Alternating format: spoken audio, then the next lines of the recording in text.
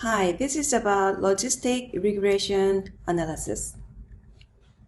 Okay, this is an overview about a lot of different statistics. And here you have two different kinds of this peel shape. The first one is the thing with the stripes, so categorical variable. And the other one is like this one, color gradation, which indicates or implies a continuously measured variable. So let's suppose that you have two types of variables. One is measured in nominal scale, and the other one is measured in continuous scale. So if we compare other methods, the regression analysis basically pursues the relationship, discovery of a relationship between or among continuously measured variables. But the logistic regression analysis is a method that is devised for estimating the categorical judgment. Okay, so the binomial logistic regression analysis is for decision making of either or. So men and women, or red wine, white wine, or this kind of question. And the multinomial regression, logistic regression analysis is for the decision making if there are more than two categories. So using binomial regression analysis, we can predict whether this wine will be white or red based on their chemical properties. Like this data set shows that color category has been labeled here, but I suppose that we don't know here, but we only have the chemical properties here. So based on the observational analysis of these chemical properties, we can derive an equation that is used to predict the color of wine. So the logistic regression analysis is used to predict the categorical outcomes with two or more categories. Your predictor, so your independent variables, can be either categorical or continuous or a mix of both in one model. Okay, so quite practical, right?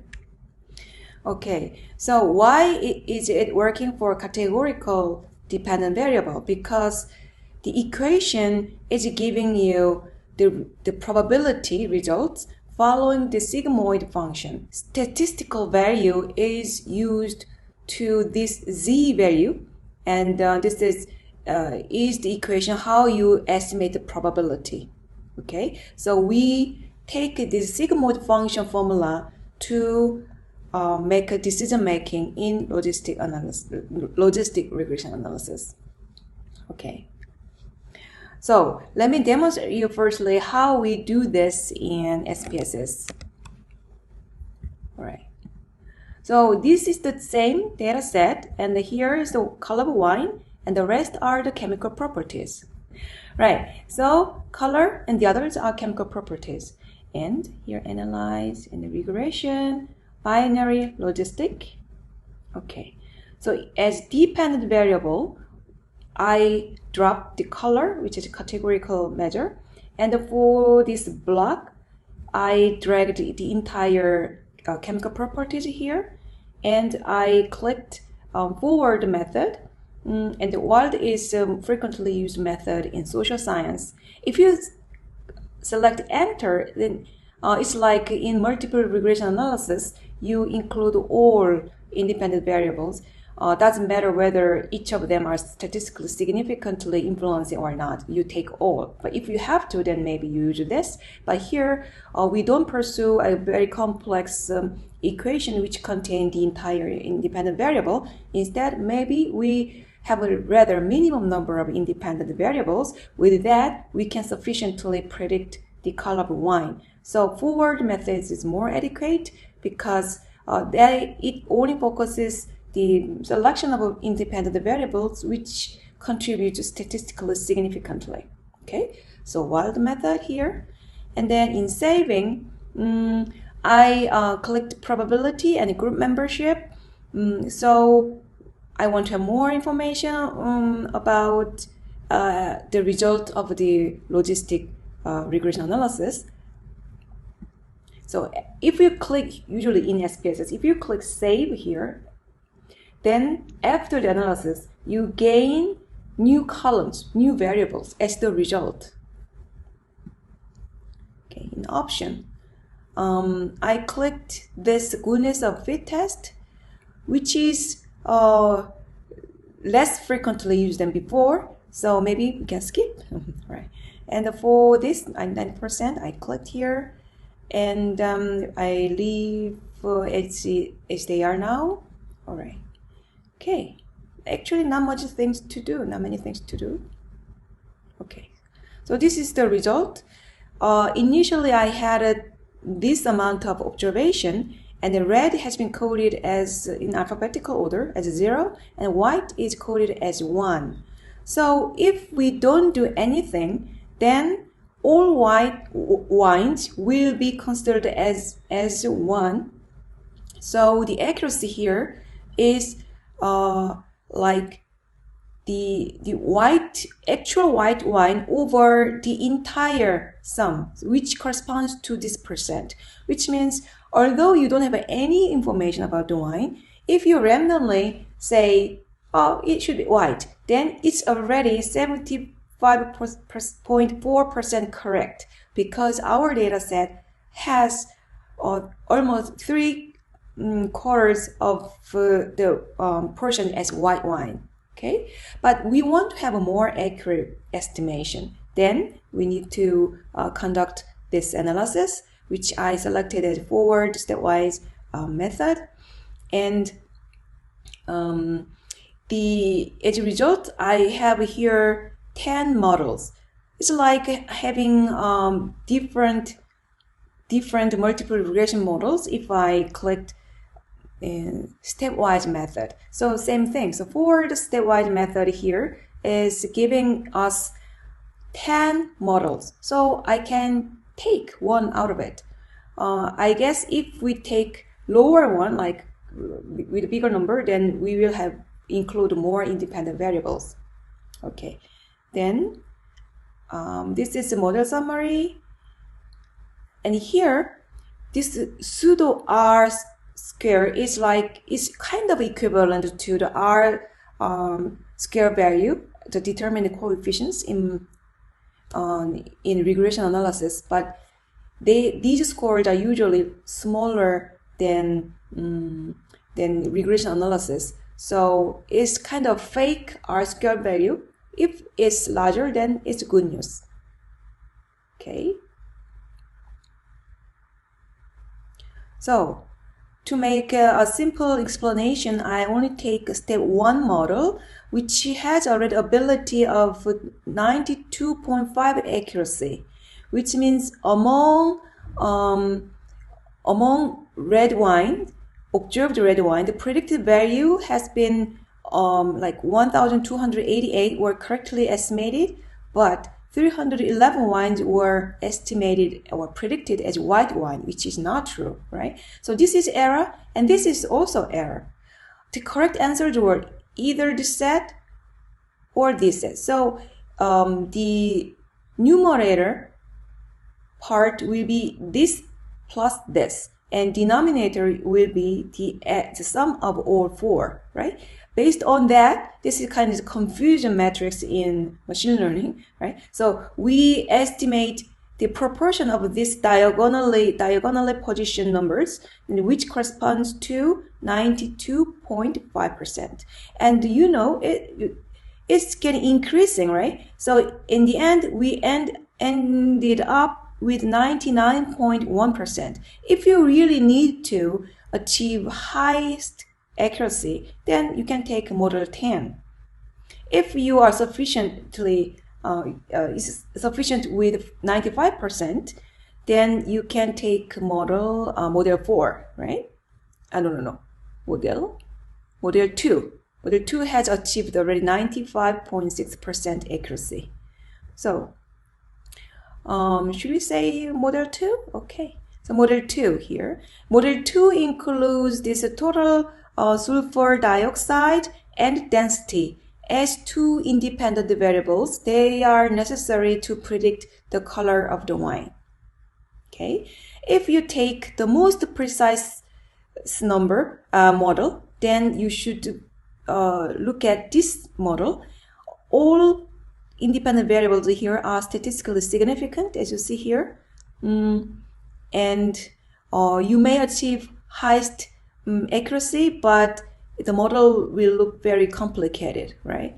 So it depends on your decision making. So once you have this data, then you can create an equation, and then you can have the value to predict.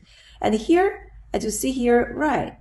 So this value has been added, and this value has been also added. So this is a probability value, and this is the membership value, if you remember, right? So they are corresponding to this one.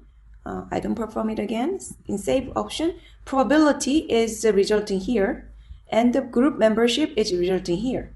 Okay, cancel.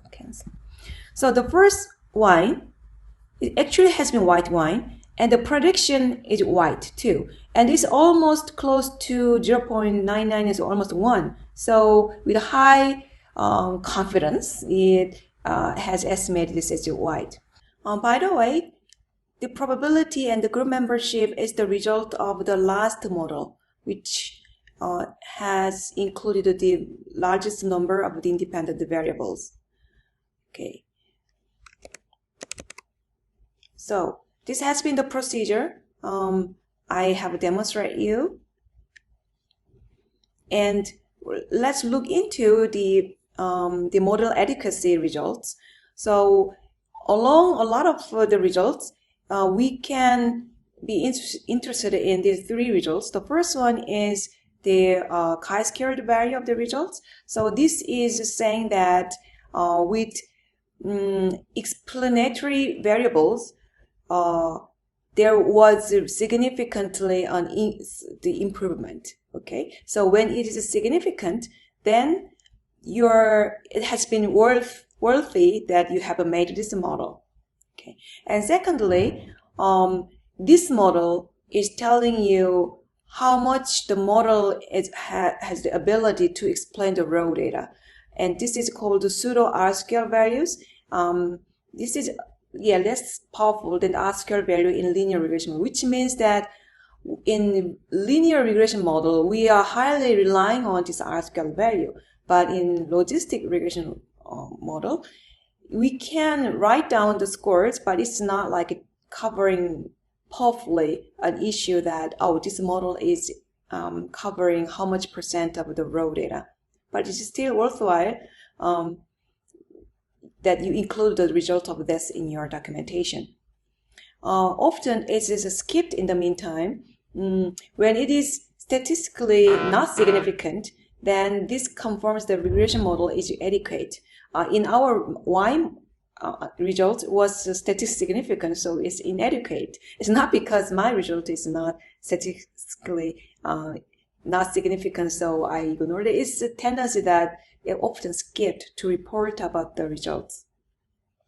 Okay, so this one, chi-square results should be significant, and these two R-square values should be larger. Then you can confirm that this logistic regression model has been confirmed, or the data has been adequate for that analysis. Okay, so as I demonstrate you in SPSS, initially without any information about the wine, we already have achieved this amount of the accuracy prediction, but with the additional explanation, in step 1 it was like that, but in step 2 we had it's almost step 10 level. I think it's a result of enter methods. It's different from our stepwise method. So in this model, all independent variables were included. Okay. So whatever model you have taken, there should be an increase, right, of the explanation. That's the reason why you have conducted this method. So in your report, that by having built that regression equation or regression model, you have a higher ability of explanation by, in this case, 99.3 minus 75.4. So the difference has been achieved through this regression model. Okay, so this is actually the results, the practical results, how you use this, and it seems like the entire independent variables were included. So if you click the enter method, then without filtering not statistically significant independent variables, it includes all independent variables, and with that you still can form equation. But here this beta value is used a slightly different way. So before we go to the making of the equation, firstly, what you need to see here is that significance value of the independent variables, and here quality and citric acid are not statistically influencing on the estimation of the red or white wines. Okay, and this EXPB is telling you that it's exponential score. So if it is smaller than 1, then its contribution is toward 0. Zero has been red wine, right? And toward 1 was white wine. So if more citric acids, then so bigger. If this score is getting bigger, then the value will be bigger, right? Because it's exponential value. So more likely to be white wine. And residual sugar, more likely to be white wine. And total sulfur dioxide, more likely to be white wine. But like alcohol or well, this is not significant, so let's find this one. Okay, fixed acidity is statistically significant, and its exponential value is 0.4, which means it has, if it is increasing, the results will be smaller, right? So we'll be close to 0. 0 was coded as a red wine here. Red was coded as 0, so more likely to be red wine. So that's interpretation. And if you recall this sigmoid function, then like the multiple regression analysis, if you apply the actual observation value multiplied by this beta score, so like actual STT score multiplied by this beta, and then plus actual volatile STT score multiplied by this beta value, and just add all, right? Add all is actually not the probability, but z-score. Okay, the z-score is entering here. So finally, the probability is the result of this equation where the z is from this. Okay.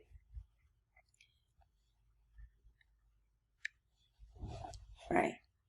And in